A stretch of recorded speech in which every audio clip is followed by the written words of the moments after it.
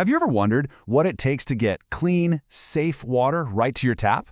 Well, today we're going to follow that entire journey all the way from a murky river right into your glass. Let's dive in. Seriously, think about it for a second. You turn on the faucet, and boom, out comes this clean, clear water. But how does it get that way? Where does it even begin? That's exactly what we're going to explore. You see, water that comes straight from a river or a lake, well, you definitely wouldn't want to drink it. The whole point of water purification is to get rid of all the bad stuff, the smells, the funky colors, and especially the invisible germs and chemicals that could make us sick. So before we jump into how it's done, let's start with the why. Why do we even need to clean our water in the first place? Well, even water that looks perfectly clean can be full of things you can't see. We're talking about tiny bacteria, algae, little bits of dirt, and dissolved minerals. So the first big challenge is just getting all of that stuff out.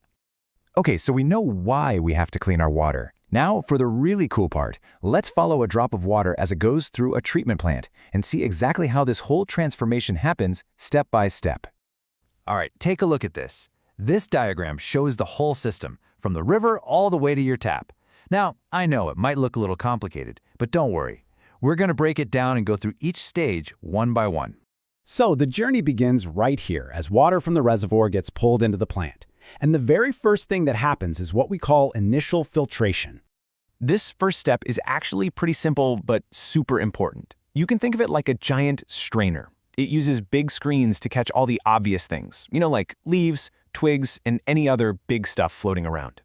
So with all that big debris gone, the water moves along to the second stage, oxidation.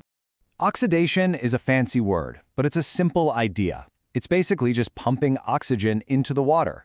It's kind of like giving the water a big breath of fresh air, and this really helps to get rid of any of those unpleasant, swampy smells or weird tastes.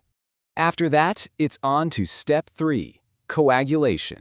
This is where some clever chemistry comes into play to deal with all the teeny tiny particles of dirt that are still floating around in there. So what happens here is they add a couple of things. First, a chemical called alum is added, and it acts like a magnet for dirt.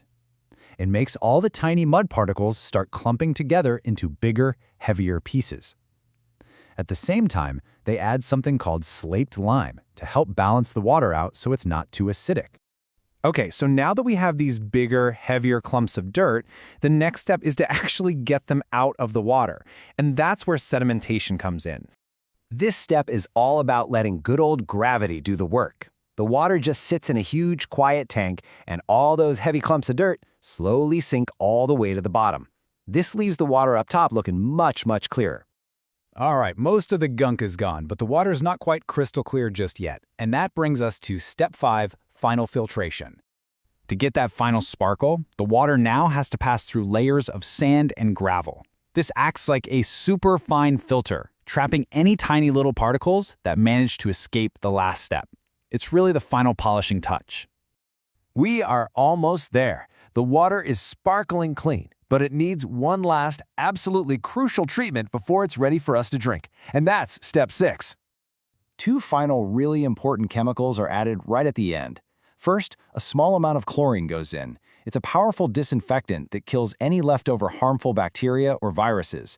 This is probably the most important step for keeping us healthy. Then, fluoride is often added to help strengthen our teeth and prevent cavities.